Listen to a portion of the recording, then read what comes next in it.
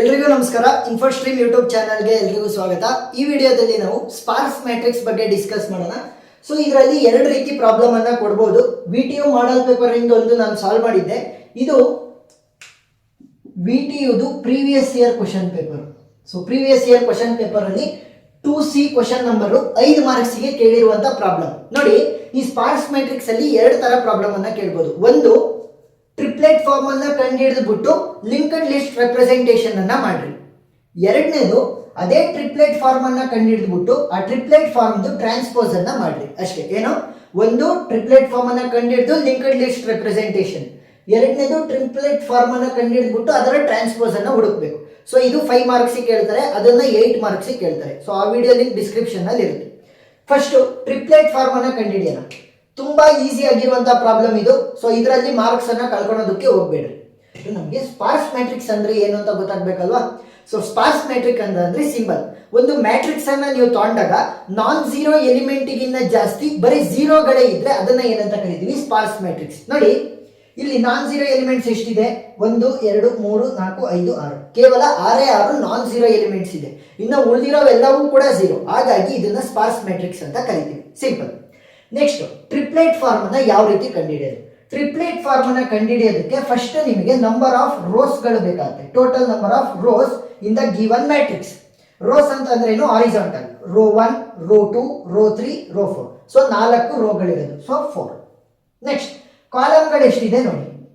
So step by step ಬರೀರಿ, full on full marks ಸಿಗುತ್ತೆ. Column ಅಂತಂದ್ರೆ vertical. 1 2 3 4 5. So column is 5. Next ಏನ್ ಬರೀಬೇಕು ಅಂತಂದ್ರೆ total number of non zero elements. So total number of non zero elements ಎಷ್ಟಿರೋದು? 1 2 3 4 5 6. ಅಂದ್ರೆ zero ಬಿಟ್ಟು ಎಷ್ಟು ಬೇರೆ ಎಲಿಮೆಂಟ್ಸ್ ಗಳಿವೆ ಅಂತ ನೋಡ್ಬೇಕು.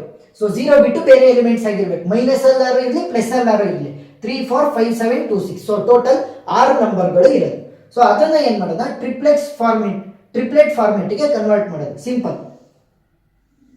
ಸೊ ಫಸ್ಟ್ ಏನ್ ಬರಿಬೇಕು? Number of rose. ನೆಕ್ಸ್ಟ್ ಏನ್ ಬರಿಬೇಕು? Number of columns. ನೆಕ್ಸ್ಟ್ ಏನ್ ಬರಿಬೇಕು? ನಾನ್ ಝೀರೋ ಎಷ್ಟು ಇದಾವೆ ಅಂತ ಬರಿಬೇಕು. 4 5 6. ಈಗ ಏನ್ ಮಾಡಬೇಕು ಅಂತಂದ್ರೆ ಇಲ್ಲಿ ಬರ್ದಿರುವಂತದ್ದೇನು? ರೋಸ್ ಅಲ್ವಾ? ಇಲ್ಲಿ ಬರ್ದಿರುವಂತದ್ದು ಕಾಲಮ್ ಅಲ್ವಾ? ಸೊ ನಾವೇನ್ ಮಾಡಬೇಕು? ಇಲ್ಲಿ 6 ನಂಬರ್ಸ್ ಇದಾವಲ್ವಾ ಟೋಟಲ್ ನಾನ್ ಝೀರೋ ಎಲಿಮೆಂಟ್ಸ್, ಅವು ಯಾವ ರೋ ಅಲ್ಲಿ ಇದೆ, ಯಾವ ಕಾಲಮ್ ಅಲ್ಲಿ ಇದೆ ಅಂತ ಬರಿಬೇಕು ಅಷ್ಟೇ. ಸೊ ಫಸ್ಟ್ ಏನ್ ಮಾಡೋಣ ಅಂತಂದ್ರೆ ನಾವು ಇಲ್ಲಿ ನಂಬರಿಂಗ್ ಅನ್ನ ಮಾಡ್ಕೊಳ್ಳೋಣ. This is row number 0, row number 1, row number 2, row number 3. 0 ಇಂದನೇ ಶುರು ಆಗಬೇಕು. So this is column number 0, column number 1, column number 2, column number 3, column number 4. So column ಆಗಿರ್ಲಿ, ರೋ ಆಗಿರ್ಲಿ, 0 ಇಂದ ಶುರು ಆಗಬೇಕು. ಈಗ ಮೊದಲನೇದು ಎಲ್ಲಿದೆ? ನಾನ್ ಝೀರೋ ಎಲಿಮೆಂಟ್ 3 ಎಲ್ಲಿದೆ? 0th row, second column.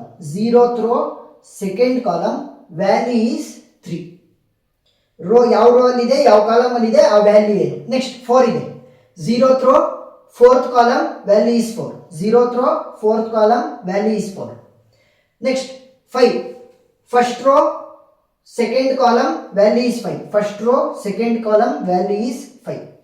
Next first row, third column, value is 7. First row, third column, value is 7.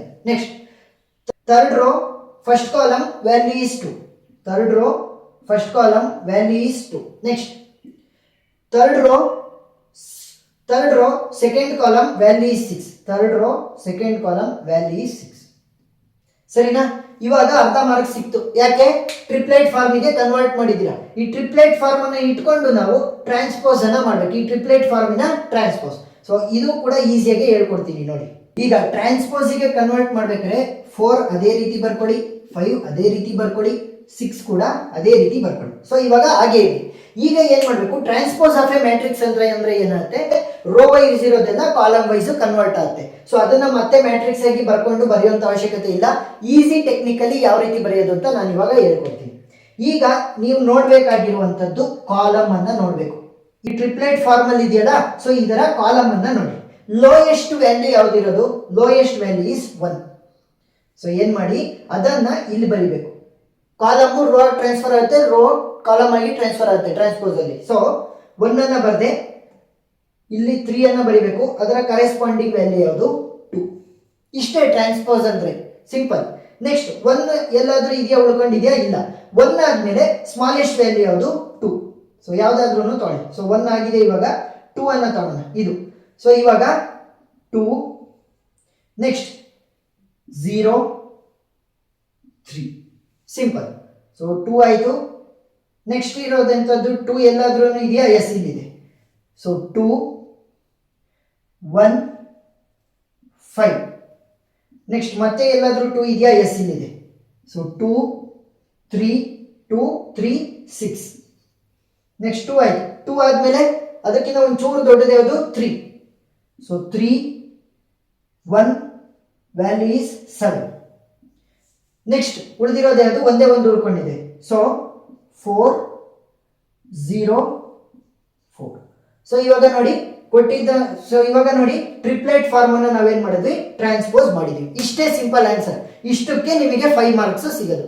So ಏನ್ ಮಾಡಿದ್ವಿ ನಾವು? ಫಸ್ಟ್ ಟ್ರಿಪ್ಲೆಟ್ ಅನ್ನ ಫೈಂಡ್ ಔಟ್ ಮಾಡ್ಕೊಂಡ್ವಿ.